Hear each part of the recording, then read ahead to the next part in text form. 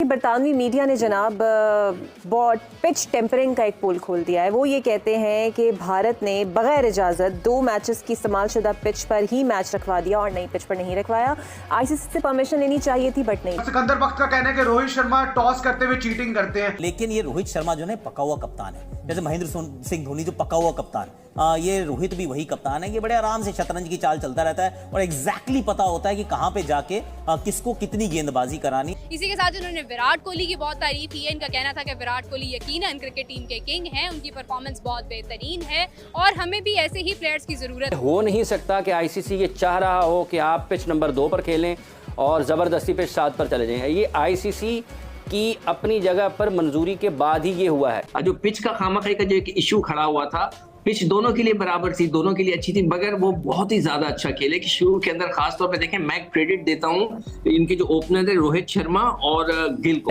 पहली दफा हुआ कि भारतीय बॉलिंग हमें कहीं ना कहीं वीक नजर आई, बुमराह को मार पड़ती नजर आई, भारतीय फील्डिंग जो बहुत ही सॉलिड रही है वो कैच छोड़ती नजर आई, मगर उसके बावजूद 70 रन से जीत गए। पहली दफा किसी ने 300 रन बनाए इस पूरे टूर्नामेंट में भारत के खिलाफ। नहीं, बहुत ही जबरदस्त।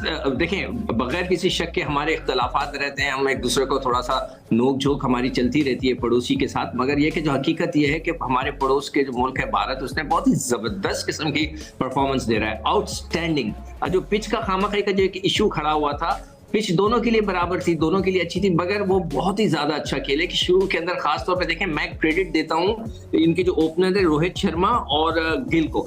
ये दोनों ने आउटस्टैंडिंग जो है क्रिकेट खेली है। ये आते ही बॉलर्स पे अटैक कर देते हैं। इनका जो सबसे अच्छा स्टाइल है वो ये कि आते ही जब वो फास्ट बॉलर पे नए गेंद पे अटैक कर देते हैं तो उनके पास हाथ पैर खुल जाते हैं। तो यही हुआ आज भी, मैं देख रहा था, बहुत ही खुला खेल रहे थे। हम क्रिकेट में खुला उस वक्त कहते हैं कि जब वो लंबी टांग निकाल कर आप बड़ी बड़ी ड्राइवें मारते हो, बैट एंड पैड के दरमियान गैप भी रहता है, मगर आप खुला खेल रहे होते हैं। तो आउटस्टैंडिंग उन्होंने ओपनिंग स्टैंड दिया है और जिसकी वजह से जो है ये इतना बड़ा स्कोर हुआ है भारत का। और नीचे वाले भी स्कोर कर रहे हैं कि भारत की वेरी बैलेंस साइड है।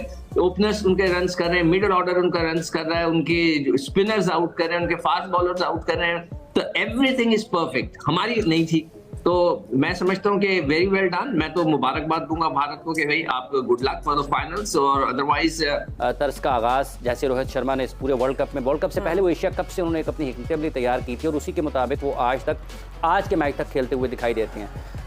जारहाना अंदाज अपनाते हैं, हमला करते हैं मुखालिफ टीम के बॉलर्स पर। बात ये है कि अपने जो लोग बाकी प्लेयर्स हैं ना उनके लिए चीज़ें आसान कर जाते हैं। बिल्कुल। अगर कोई ये समझता है ना कि ये सिर्फ रोहित शर्मा बिल्कुल आज़ादाना तौर पर ऐसा खेल रहे हैं, तो ये सोचने की बात यह कि उसके पीछे सोच क्या है, क्या चीज़ उनको मुतहर्रिक करती है, उभारती है कि वो इतना आज़ादाना और बेखौफ और जारहाना खेल पेश करें इब्तदाई ओवर्स में। तो सोचने की बात यह है इसमें, जो इस सोच के पीछे उनको एतमाद मिलता है वो विराट कोहली की मौजूदगी की वजह से है। उनकी मौजूदगी उनको ये एतमाद देती है, क्योंकि वो ये जानते हैं कि अगर वो जल्द भी आउट होते हैं तो पीछे विराट मौजूद हैं जो कि टीम को संभाल सकते हैं। और एक उनके आउट होने के अंदाज, अगर वो आउट होते हैं तो ये सोचने की बात है, और अगर वो नहीं आउट होते हैं जल्दी रोहित, तो फिर उनके पास यह है कि वो ऑल आउट अटैक करेंगे और अपनी टीम को एक ऐसा आगाज़ ज़रूर फराहम कर देंगे कि बाद में आने वाले उससे भरपूर तरीके से फ़ायदा उठा सकते हैं। और वो बाद में आने वालों के लिए एक फ़ायदा ये भी कर जाते हैं कि अगर विकेट एक गिरती है या उसके बाद दूसरी भी गिरती है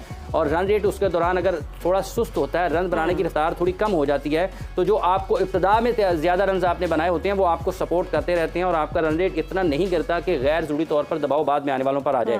तो ये रोहित की इस वर्ल्ड कप में जो मौजूदगी है, 100 मेरा ख्याल उन्होंने किया और उसके बावजूद वो लगभग 550 रन इस वर्ल्ड कप में अब तक अपनी टीम के लिए स्कोर कर चुके हैं। तो जो सोच उनकी है, उनको जो सबसे बड़ी तहरीक मिलती है या जो एतमाद मिलता है, वो इस टीम में नंबर 3 पर विराट कोहली की मौजूदगी है। और ये विराट कोहली किसी और टीम के पास नहीं है, ये सिर्फ इंडिया के पास ही है। और ये एतमाद किसी भी बड़े एतमाद से कहीं ज़्यादा उनके लिए एक कामयाबी का बायस बनता है। और आपने देखा है कि आज भी उन्होंने जिस अंदाज से खेले हैं वो मखसूस अंदाज उनका उन्होंने अपनाया हुआ है। और इसमें सबसे ख़ास बात यह है कि वो ऐसा नहीं खेलते हैं कि लोगों को लगे कि क्रिकेट बड़ी मुश्किल है, ऐसा नहीं खेलते हैं कि लोगों को ये लगे कि अभी आउट हुए, किसी भी गेंद पर आउट हो सकते।